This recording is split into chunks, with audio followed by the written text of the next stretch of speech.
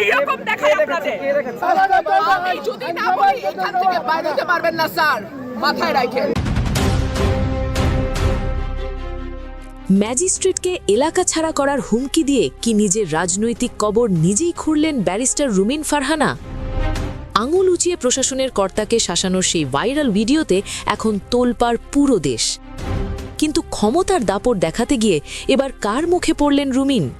সেনাপ্রধানের একটিমাত্র কড়া বার্তায় কি তবে চিরতরে থেমে যাচ্ছে তার নির্বাচনী দৌড়? আইনের রক্ষক হয়ে আইনকে বৃদ্ধাঙ্গুলি দেখানোর পর এখন কি তবে শ্রীঘরই তার আসল গন্তব্য? সেনার রেড অ্যালার্ট আর জিরো টলারেন্স নীতিতে কাঁপছে গোটা ব্রাহ্মণবাড়িয়া। আজকের ভিডিওতে আমরা ফাঁস করব সেই চরম হুঁশিয়ারি যা ওলটপালট করে দিয়েছে নির্বাচনী সমীকরণ। কি ঘটতে যাচ্ছে রুমিন ফারহানার ভাগ্যে? বিস্তারিত জানতে শেষ পর্যন্ত সাথেই থাকুন। ব্রাহ্মণবাড়িয়ার আকাশে উঠছে সংঘাতের কালো মেঘ।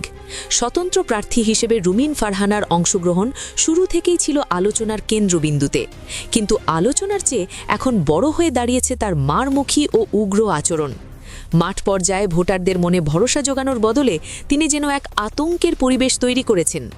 সরাইল ও আশুগঞ্জের অলিতে গলিতে এখন কেবল অস্থিরতা আর থমথমে নিস্তব্ধতা বিরাজ করছে। রাজনীতির আদর্শ ভুলে তিনি বেছে নিয়েছেন দাপট দেখানোর এক বিতর্কিত পথ। তার এই আগ্রাসী মানসিকতা নির্বাচনী পরিবেশকে চরম ঝুঁকির মুখে ঠেলে দিয়েছে। আইন শৃঙ্খলা রক্ষায় নিয়োজিত একজন নির্বাহী ম্যাজিস্ট্রেটের ওপর চড়াও হওয়া সুস্থ রাজনীতির লক্ষণ নয়। সরকারি দায়িত্ব পালন করতে যাওয়া কর্মকর্তার ওপর রুমিন ফারহানা যেভাবে চড়াও হয়েছেন তা ইতিহাসে বিরল। আঙুল উঁচিয়ে তাকে এলাকা ছাড়া করার প্রকাশ্য হুমকি দেওয়া যেন রাষ্ট্রযন্ত্রকে এক প্রকার থাপ্পড় মারা। একজন ব্যারিস্টার হয়েও তিনি আইনের প্রতি যে অবজ্ঞা দেখিয়েছেন তাতে থমকে গেছে পুরো দেশ। ম্যাজিস্ট্রেটকে কানে ধরে রাখার মতো ঔদ্ধত্যপূর্ণ কথা বলে তিনি চরম ধৃষ্টতার পরিচয় দিয়েছেন। ক্ষমতার মত্ততায় তিনি ভুলে গেছেন যে আইনের হাত অনেক লম্বা এবং তা সবার জন্য সমান।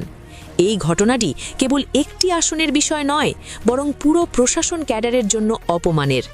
রুমিন ফারহানার সেই শাসানোর ভিডিওটি যখন ইন্টারনেটে ছড়িয়ে পড়ে তখন টনক নড়ে রাষ্ট্রের শীর্ষ মহলের। ভিডিওটি মুহূর্তের মধ্যে পৌঁছে যায় বাংলাদেশ সেনাবাহিনীর গোয়েন্দা ইউনিটের দপ্তরে। ঘটনার গুরুত্ব অনুধাবন করে সেনাবাহিনী তাৎক্ষণিক ওই এলাকায় টহল ও নজরদারি বাড়িয়ে দেয়। রাষ্ট্রের একজন প্রতিনিধিকে জনসমক্ষে হেনস্থা করাকে সেনাবাহিনী অত্যন্ত গুরুত্বের সাথে পর্যবেক্ষণ করছে। সেনাবাহিনীর পক্ষ থেকে সাফ জানিয়ে দেওয়া হয়েছে যে মাঠ পর্যায়ে কোনো গুন্ডামি বরদাস্ত করা হবে না। ভাইরাল হওয়া সেই ফুটেজটি এখন রুমিনের বিরুদ্ধে সবচেয়ে বড় প্রমাণ হিসেবে গণ্য হচ্ছে। ডিজিটাল এই যুগে কোনো অপরাধ করে যে পার পাওয়া যায় না তার জ্বলজ্বন্ত প্রমাণ এই ঘটনা।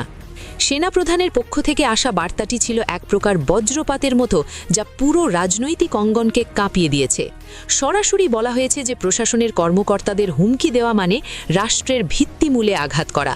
সেনাপ্রধান স্পষ্ট করেছেন যে কোনো প্রার্থী নিজেকে আইনের ঊর্ধ্বে ভাবলে তার জায়গা নির্বাচনী মাঠে নয়, বরং শ্রীঘরে। যারা রাষ্ট্রের সেবকদের অসম্মান করে তারা দেশের আইন প্রণেতা হওয়ার যোগ্যতা রাখে না বলে মনে করছে সেনা দপ্তর। এই হুঁশিয়ারি আসার পর থেকেই রুমিন ফারহানার শিবিরে এখন চরম আতঙ্ক ও নীরবতা কাজ করছে। সেনাবাহিনীর এই অনড় অবস্থান প্রমাণ করে যে নির্বাচনে পেশি শক্তির কোনো স্থান নেই। এই কড়া বার্তাটিই হতে পারে রুমিনের রাজনৈতিক ক্যারিয়ারের শেষ পেরেক। নির্বাচন কমিশন ইতিমধ্যেই রুমিন ফারহানার এই বিতর্কিত আচরণের ফাইলটি নিয়ে বিশেষ বৈঠকে বসেছে। আইনের তোয়াক্কা না করা প্রার্থীর যোগ্যতা নিয়ে বড় ধরনের প্রশ্ন তুলেছেন কমিশনের কর্তারা। যদি ম্যাজিস্ট্রেটকে হুমকির অভিযোগ প্রমাণিত হয় তবে তার প্রার্থিতা বাতিল হওয়া এখন সময়ের ব্যাপার মাত্র।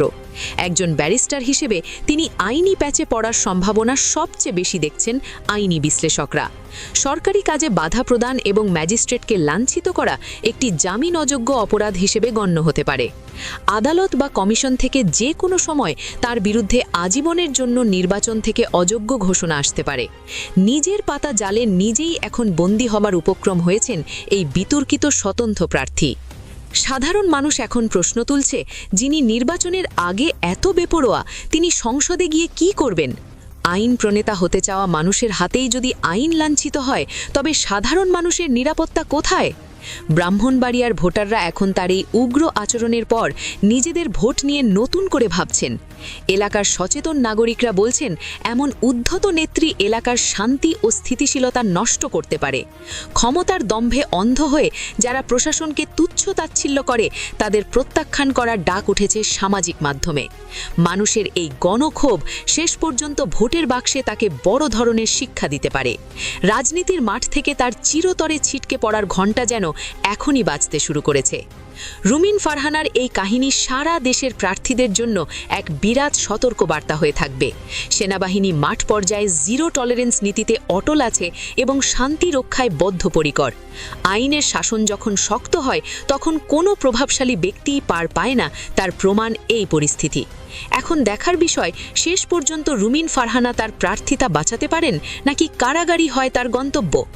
দর্শক, আপনাদের কি মনে হয়, একজন ব্যারিস্টার হয়ে এমন আচরণ কি ক্ষমার যোগ্য, নাকি তাকে আজীবনের জন্য নির্বাচন থেকে নিষিদ্ধ করা উচিত বলে আপনি মনে করেন? আপনার মূল্যবান মতামত আমাদের কমেন্ট বক্সে জানাতে একদম ভুলবেন না।